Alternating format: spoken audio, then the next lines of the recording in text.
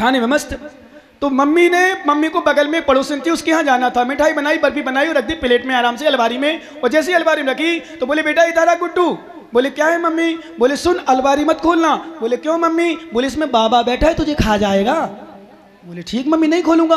Mummy पड़ोस में गई तो बच्चा सोचता बड़ा ज्ञानी था, प्रवचन में आने लगा था मेरा। बोले मम्मी रोज रोज बाबा बाबा बाबा बैठा है, बाबा ले गया बाबा खी गया, आज अलमारी खोल के देखना कौन सा बाबा आया है इसमें। क्या देख तो लो कौन सा बाबा आता है। विश्वास करो सच कह रहा हूं, उसने अलमारी खोली तो बाबा तो था ही नहीं। क्या था? बोलो ना क्या था? मिठाई थी। और जैसे ही मिठाई थी गुड्डू तो बिल्कुल खाने में नंबर 1। उसने तो उठाई प्लेट और पहुंच क्यों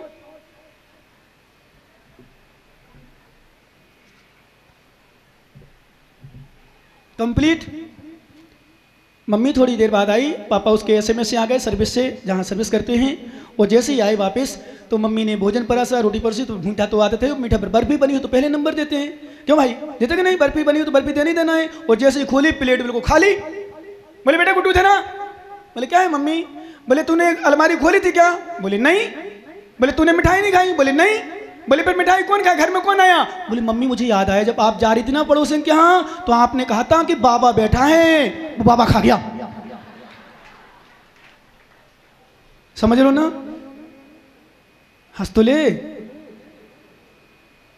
नहीं समझे आप लोग? माताओं समझो कि नहीं? जैसे मैंने बताया था माता मत करा करो ऐसे, उसको बोल दो साफ साफ। बोली थी झूठ के नहीं बोली थी? बोलो हाँ। देखो संगीता बोल रही हाँ बोली थी, और दोनों खुश हो रहे लोग। पक्की बात मालूम, एक बात बता दूं, मेरा बुरा कहाँ लगता है और कहीं ये सही बात और हो तो पक्के में संगीत आना बंद। जैसे मैं पापा के सामने उसके सामने बोलती है तो मैंने उनके पापा के अरविंद के ससुर के सामने, ससुर जी थे तो मालूम एक जन क्या बोला मुझसे, अरविंद सुनो, बोले कहीं इनके पापा इसलिए तो नहीं चलेगा आपने कुछ डोज पंडित जी ने कहा था शायद ज्ञानी नहीं। मैंने कहा वो चेतन है, मेरा ज्ञानी है, मेरा भक्त है, वो इस सीकर का थोड़ी है कि थोड़ी में टूट जाए। एक धागा नहीं है कच्चा, ध्यान रखना। सच्चे भक्त में उसको बनाता हूँ, धागा कच्चा नहीं बनाता हूँ, वो धागा बनाता हूँ जो कभी टूटे ना, ध्यान रखना दिल से। और टूट जाए उसका नाम शिष्य नहीं, जो थोड़ी सी बात में आके दूर हो जाए, प्रवचन सुनना बंद कर दे, महाराज पास आना जाना कर दे, नमोस्त तो दूर से कर ले, महाराज मैं नहीं बचता। एक ज्ञानी कल मैंने देखा बैठा रहा इस कुर्सी पर, बड़ा यहाँ बड़ा अपने अच्छा ज्ञानी। मैंने कहा ज्ञानी बैठ जा तू, आज एक जब बताऊँ। जब तक वही आगे मैंने कहा ठीक समाधान तेरा कर दिया मैंने, तू आजा मेरे समाधान ले ले, मेरा समाधान ले ले। सच बताऊँ मैंने कहा तुझे प्रवचन इतनी देर सुन रहा है, 2 महीने 1.5 महीना रोज हो गए सुनते सुनते, और तू बेटा तुझे तो जब कल क्या हुआ, कल आहार में कोई नहीं था। आहार मतलब सब लोग थे शोध में थे, और 2-4 शोध वाले बिना शोध वाले भी चाहिए। ये लोग उसमें 2 कारण हैं, एक शुद्धि अशुद्धि आदि नहीं होती है, बच जाते हैं। भीड़ रहती, कोई रिक्शा वाला जाए, ऑटो वाला जाए, स्कूटर वाला जाए तो रोकना है, और कोई कहीं बेधर्मी आ जाए और कुछ करने लग जाए फिर तुम्हारी पूरी जाएगी समाज की।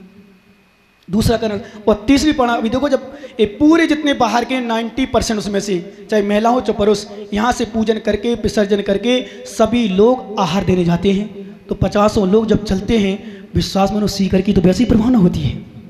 मेरा नाम नहीं सीकर का नाम हो रहा है। और जहाँ थोड़ा सा कुछ हो ध्यान देना, मैंने हमेशा कहा है यदि यहाँ चतुर्मास बढ़िया होता है तो मेरा नाम नहीं तुम्हारा नाम होगा, और घटिया होता है तो मेरा नाम बदनामी तुम्हारा होगा। इसलिए जितनी तुम्हें ताकत बची हो, जितनी लगा सको लगा देना, क्योंकि विश्वास मानो मैं ना तो भीड़ को धर्म की प्रभावना मानता हूँ, ना पैसों को प्रभावना मानता हूँ, मैं तो जो दिलों में श्रद्धा गुरु के प्रति जम जाए उसको प्रभावना मानता हूँ। क्या प्रभावना क्या है? दिखावा प्रभावना नहीं मानता, क्षणिक प्रभावना नहीं मानता हूं मैं स्थिर स्थाई। ध्यान रखना सब धर्म में स्थाई मतलब सामने बैठे मैं समझ लो मैं धर्म में मानता हूँ तुम्हें, मैं शिष्य मान रहा हूँ, भक्त मान रहा हूँ, तुम मैं समझ लो तुम मेरे भक्त हो, तुम मैं तुम्हारा गुरु हूँ, बिल्कुल नहीं मानता। सच बता रहा हूँ अंदर से। और एक बात बताऊं, मैं तो इन सबको किसी को अपना नहीं मानता, सब धोखेबाज है, सब स्वार्थी हैं, ऑल और सेल्फिश। कोई अपना नहीं है, कोई भी। कब तक अपना है? जब तक इनके मन की चल रही, क्योंकि हमने इनको डांट के भी देख लिया। हमको चिल्ला के चेहरा ऐसा उतरता है जैसे कोई शेर आ गया हो सामने। पागल, दिन भर तुम्हें हम प्रशंसा कर रहे हैं, हम तुम्हें दिन भर सब कुछ कर रहे, तुम्हारा नाम ले रहे, तुम्हें पढ़ा रहे, तुम्हारे लिखा रहे, और थोड़ी में ऐसे रूसते जैसे किसी ने खूब डंडे मारे हो। तुम्हें तो देखो स्वार्थी हैं, सब स्वार्थी, बिल्कुल किसी के नहीं है, कोई नहीं। मैं तो कहता हूँ मेरा शरीर भी मेरा नहीं, मेरा शरीर भी मेरा धोखेबाज है। थोड़ा स्वास्थ्य खराब होता है गिर जाता हूँ मैं, थोड़ा सा मैं क्यों मान दो। तुमने बोला कल बोला तो माताओ सही, मेरा शरीर बहुत शक्तिहीन है, बहुत शक्तिहीन है। मेरे पास शक्ति नहीं है, और सही में मैं इतना सब कुछ करूँ और मुझे प्रशंसा ना मिले चिंता नहीं होती, पर जिनवाणी की, भगवान की मेरी वाणी का अनादर हो ना, वहाँ लगता मुझे कष्ट। बताओ, मैं तो निस्वार्थ भावना से तुम्हें दे रहा हूँ, तुमसे कुछ भी नहीं मांगता, और फिर भी तुम्हें कष्ट हो, कष्ट तुम्हें हो, चलो मान लें, फिर भी मान लें, पर तुम 2-4 लोगों को और चिल्लाओ, माहौल खराब करो, तो सच बताऊँ बड़ा कष्ट होता है मुझे। लगता है बताओ, जिनवाणी का कम से कम अनादर ना करो, प्रभावना का अनादर ना करो, गुरुओं का सम्मान ना कर पाओ। नोट कर लेना शिवरार्थी हो, नोट कर रहे हो कि नहीं? गुरुओं का सम्मान ना कर पाओ कोई बात नहीं, पर स्वप्न में भी गुरुओं का अपमान कभी मत कर देना। क्या? गुरुओं का सम्मान कर पाओ ना कर पाओ, कभी जीवन में गुरुओं का अपमान नहीं कर देना। क्योंकि न ध्यान रखना, मैंने देखे हो कई लोग तो साक्षात दिख रहे हैं, लेकिन फिर भी समझ में, मैं तो कई बार ऐसा देखता हूं, उनको साक्षात दिख रहा है कि मेरे गुरु का अपमान करने से मेरा ऐसा स्थिति है, मेरे घर की, मेरे परिवार की, मेरे शरीर की, मेरी सबकी, और फिर भी लोग लगे रहते। तो मुझे लगता है बताओ, व्यक्ति ठोकर लगने के बाद व्यक्ति संभल जाता है, पर कुछ लोग तो ठोकर लगने के बाद भी नहीं संभलते। भैया पंडित साहब, आगम में लिखा है, सपने में भी यदि, सप्तधर्म में ध्यान रखना, सपने में भी यदि हमने गुरुओं का अनादर कर डाला, तो समझ लो कोई भी धर्म हमारे पास नहीं है, कुछ नहीं बचा। क्यों? क्योंकि इसका मतलब तुम सम्मान चाहते हो, और मैं तो कहता हूँ गुरुओं के द्वारा अपमान भी, नोट कर लेना भैया शशि जी, गुरु के द्वारा तुम्हारा अपमान भी हो जाए तो सम्मान समझ करके पी जाना, उसमें भी तुम्हारा कल्याण है। क्या? अपमान भी हो जाए तुम्हारा, तो सम्मान समझ लेना कि गुरु के द्वारा ही तो हुआ, किसी व्यक्ति ने थोड़ी किया, गुरु ने ही तो कुछ कहा, किसी और ने तो नहीं कहा। मेरे तो गुरु है, मेरे आराध्य हैं, मैं जिनकी सेवा करता हूं, जिन्हें आहार देता हूं। कभी कभी सोचता हूं, ज्ञानी ध्यान रखना, तुम मेरे चरणों को अपने माथे में लगाते हो कि नहीं? बोलो ना, हाँ बोलो ना भाइयों, मेरे चरणों की धूल को अपने माथे में लगाते हो, विश्वास मानो। तो फिर जब चरणों की धूल को माथे में लगाते हो, तो मेरी वाणी जिनवाणी समझ करके आत्मा में उतार लिया करो। चरणों की धूल, पता नहीं उसमें तो गंदा भी लगा रहा, तो कुछ रास्ते में गए, बिहार चल रहा है, पता नहीं क्या क्या लग गया, फिर भी उसको भी तुम क्या करते हो? श्रद्धा से। एक व्यक्ति है, जैनी है, थोड़ा अच्छा भक्त है, ध्यान रखना, शायद कहाँ पर है, जयपुर में। वो महाराज, कोई भी महाराज पहुंचे, उनके चरणों को, पानी को पी जाता है, चाहे कितना गंदा पानी हो। बोले महाराज के चरणों का भले पीना नहीं चाहिए, हम लोग मना करते हैं, पर वो कोई भी साधु जाए, उनके चरणों को धोकर पीता है। बोले महाराज हैं, गुरु है हमारे, भगवान से बढ़कर के हैं, यदि हम उनके चरणों की धूल को पीते हैं तो हमारे शरीर की बीमारी तो वैसे ही दूर हो जाएंगी, आत्मा की बीमारी जो दूर होगी तो होगी नियम से, क्योंकि श्रद्धा भक्ति से होती है। सुनना ध्यान से, सत्य धर्म को ध्यान रखना, सत्य यानी जिनवाणी को श्रवण करके जीवन में उतारो ना उतारो, कम से कम स्वीकार करो, यही सत्य धर्म है। क्योंकि ध्यान रखना, और सत्य का साथ देना, असत्य का साथ देने वाले का क्या हुआ? सुनो, आप लोग पूजा की ना, आप लोगों ने कौन सी पूजा करी? उत्तम सत्य धर्म की। जब अर्घ आता है 10 लक्षण पर्व में, तो पढ़ते हो कुछ क्या? बसु चेती बसु झूठ सेती नरक पहुंचा स्वर्ग में। ये क्या अर्थ है इसका? नारद, बसु और पर्वत, ये तीनों मित्र थे और उनके गुरु थे पढ़ाने वाले। ध्यान रखना, नारद, बसु और पर्वत, ये 3 मित्र थे, उनके गुरु के एक गुरु के शिष्य। पर्वत जो था वो गुरु का बेटा ही था, गुरु ने दीक्षा ले ली, आगे चल करके पर्वत विधर्मी हो गया, मिथ्या दृष्टि हो गया और पता नहीं क्या क्या करने लगा और गुरु के बात को स्वीकार करता हुआ चलने लगा। नारद बड़ा धर्मात्मा था, तीनों मित्र थे, बसु राजा बन गया था। और ऐसा कहा जाता बसु सत्य धर्म के प्रभाव से। माताओं ध्यान रखना, क्योंकि तुम थोड़ी थोड़ी बातों में झूठ बोलती हो, इसलिए तुम विशेष ध्यान रखना। ऐसे झूठ बोलती हो, शक्कर खत्म होगी ले आना और 5 किलो शक्कर घर में रखिए, देख लेना, परीक्षा कर लेना कभी। क्या घी खत्म होगा ले आना, अभी 1 किलो घी रखा है और 10 दिन मत ले जाओ, फिर भी घी में चिपड़ी रोटी मिलेगी, तुम्हें घी मिलेगा रोटी में। बोलती हो ना झूठ, बोलो ना। नहीं, साड़ी मेरे पास अच्छी नहीं है, साड़ी लाना है। देखो नीरज खुसरा से मतलब उसकी पत्नी करती जरूर, क्योंकि विनोद सेठी की लड़की है ना, वो तो करेगी। सेठी मोहल्ला के ले, मोची वाला का मोच तेरा उड़ा देंगे, अपना मोच करेंगे, ध्यान रखना। हाँ मालूम, सुनो माताओं, सच में तुम कितना झूठ बोलती हो, कितना थोड़ी थोड़ी बातों में। और विश्वास मानो वर्तमान के लोग तो इतनी जल्दी आजकल मोबाइल बहुत झूठ बोलने का तरीका बन गया। कहीं हो मैंने तो इतना तरीका हमारे पास है, बोले मैं बाजार हूँ अभी आ रहा हूँ रुक जाओ, और मेरे पास बैठा है। क्यों झूठ बोल रहा महाराज पास भैया? मोबाइल में इतनी झूठ। तुम्हारी लड़की कहीं घूम रहे हो, बेटा कहाँ है? बोले मम्मी अभी कोचिंग में बात करूँ प्लीज डिस्टर्ब मत करो। लो वो कहाँ है? मैंने देखा है कई लोगों को सुना है झूठ बोलने की आदत बहुत ज़्यादा पड़ चुकी वर्तमान के बच्चे बच्चियों की, क्योंकि मोबाइल ने झूठ बोलना सिखा दिया है। ध्यान रखना, मोबाइल ने क्या किया? झूठ बोलना विशेष सिखा दिया है। माताओं ध्यान रखो, क्या हुआ झूठ बोलने का प्रभाव? वो पर्वत पशुओं की बलि देने लगा, बकरों की बलि देने लगा, हत्या करने लगा और लोगों को सिखाने लगा कि देखो ऐसा होता है वैसा होता है। नारद से रहा नहीं गया और नारद से कहा पर्वत, गुरु ने ये नहीं सिखाया था, एक शब्द था अजैर अष्टभम। क्या सूत्र था? अजैर अष्टभम। इसका अर्थ है पुराने धानों की आहुति देना। पुराने यानी जो सामग्री है उसकी आहुति करना, आहुति यानी धूप आदि बनाकर उसकी आहुति करना, इसका नाम यज्ञ है। पर्वत नहीं मानता था, बस नारद कहता तो नहीं यही सिखाया। बोले नहीं यही सिखाया। तो बोले शर्त लग गई। बोले एक काम करो, चलो राजा बसु के पास। राजा न्याय प्रिय है, सत्य के कारण से उनका सिंहासन आधार पर स्फटिक मणि का सिंहासन था। लोग अधर मानते थे और ऊपर अधर, उसके ऊपर मतलब पृथ्वी से अधर मानते हैं, वैसे सही भी है। और बैठे रहते थे, वो अपना राज संचालन न्याय के साथ करते थे। पर जैसे ही पता चला पर्वत की माँ को, और स्त्री तो स्त्री, सही बताओ एक यद्यपि बात मानना पड़ेगी, तुम झूठ भी बोलती हो मायाचारी करते हो, पर इतना जरूर है कि धर्म का साथ देती हो, धर्म करती हो, कम से कम इतना अच्छा है।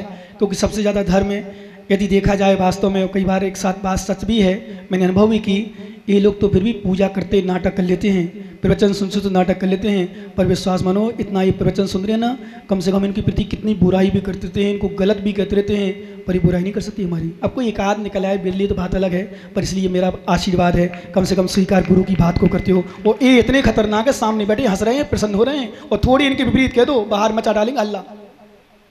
जैसे प्रसन्न में हल्ला मचा रहे थे ना, ऐसे हल्ला मचा देंगे मेरा। विश्वास करो ये खतरनाक है, इसलिए तुम्हें आशीर्वाद भी दे रहा हूँ कथनचित थोड़ी देर के लिए। पर झूठ बोलना मायाचारी थोड़ी कम कर दो। पर्याय का गुण तो अब तो रहेगा, जाएगा नहीं, क्योंकि नीम का गुण स्वभाव जाएगा क्या? नहीं जाएगा, क्योंकि आचार्य ने कहा है ठाण ऋषेष विहारा धम्मोम अरिहंताड़म काले मायाचरु तीड़म। मायाचारी तो जाती ही नहीं, झूठ जाते नहीं, घर है संति धुवम परमनाणम मोह पदोसा दुगन छाया चित्ते चित्ता माया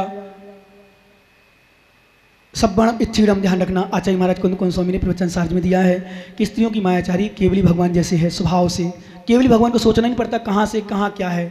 सत्यधर्म में माताओं मान लेना, स्वीकार कर लेना, आज स्वीकार कर लेना। एक बात बता दूं, एक बात नोट कर लेना भैया, मेरी सभी भक्त जो तीसरे श्रावक लोग हैं, सच बताऊं मुझे पाप करने वाले से मुझे ऐतराज नहीं होता। क्या? पापी मुझे खराब नहीं लगता। डॉक्टर साहब नोट कर लेना, मुझे पापी व्यक्ति खराब नहीं लगता, मुझे पापी व्यक्ति से घृणा नहीं होती। सच बताऊं, मुझे सबसे ज्यादा यदि घृणा होती है तो जो पाप को स्वीकार नहीं करता, झूठ बोलता है, उससे मुझे घृणा होती है।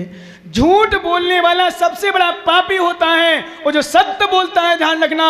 तो ऐसी भी घटना घट गई, एक चोर राज दरबार में चोरी करने के लिए जा रहा था, और जैसे ही चोरी करने के लिए जा रहा था तो मालूम किसी दरबार ने, द्वारपाल ने पूछा कहाँ जा रहे हो? बोले चोरी करने। तो मालूम क्या कहता है? चोरी नहीं करने जा रहा हूँ, चले जाने तो उसको छोड़ दो, कहीं राजा से मिलने जा रहा होगा। जा गया और विश्वास मानो फिर अंदर गया, पूछा कौन हो? बोले चोर हूँ। बोले क्यों आए यहाँ इस दरबार में? बोले चोरी करने। अरे बोले ऐसा ही है, वो कोई विशेष होगा, परीक्षा कर रहा होगा अपनी, उसको छोड़ दिया। विश्वास मानो राज दरबार में पहुंचा, तिजोरी खोली, तिजोरी खोलने पर एक रत्न चुरा लिया, वो चुरा करके वापस अपना ले गया। सुबह हल्ला मच गया, हाहाकार मच गया। राज तिजोरी से, राज दरबार की तिजोरी से कौन चोर आया ऐसा जो एक रत्न ले गया चुरा करके? तो यहाँ मंत्री जो था उसने सोचा राज तिजोरी से ले गया एक रत्न, तो दूसरा मैं भी लग लूं, चोर को ही इल्जाम आएगा। विश्वास मानो उस मंत्री ने दूसरा रत्न चुरा के रख लिया, और जैसे ही रखा हल्ला हो गया सुबह की, दोनों रत्न चले गए चोरी। सुनना ध्यान से भैया, शशि जी ध्यान सुनना प्लीज।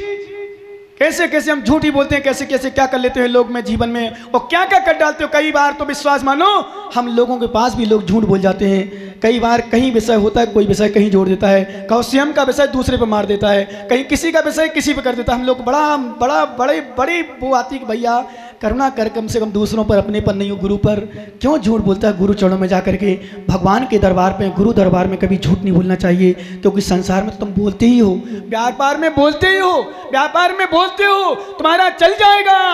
नोट कर लेना सीकर वालों, व्यापार में बोलते हो कथनचेत चल जाएगा, पर जिनवाणी के सामने और गुरु के सामने और भगवान के सामने झूठ बोलोगे तो उसका पता चल जाएगा। क्यों?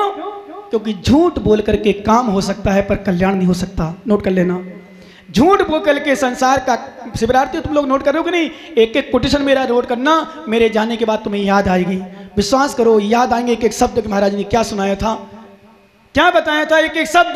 कल मैं सुन रहा था, JSC जी का कार्यक्रम था ना, उसने एक मेरा भले प्रवचन सुनता कि मुझे पता नहीं, संचालक कौन था संचालक, अब मुझे नहीं पता प्रवचन सुनता कि नहीं सुनता, पर उसने मेरे प्रवचन के एक शब्द बोला, तो बोले महाराज ऐसा बोलते हैं।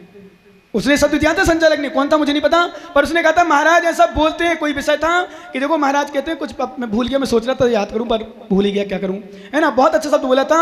अने कहने का अर्थ उसका ये था वास्तव में कि कोई विषय था, क्या बोला था उसने, विश्रांत सागर महाराज ने उससे शब्द बोला था कि महाराज ऐसा प्रवचन में हमेशा बोलते हैं भैया। किसी को याद है क्या?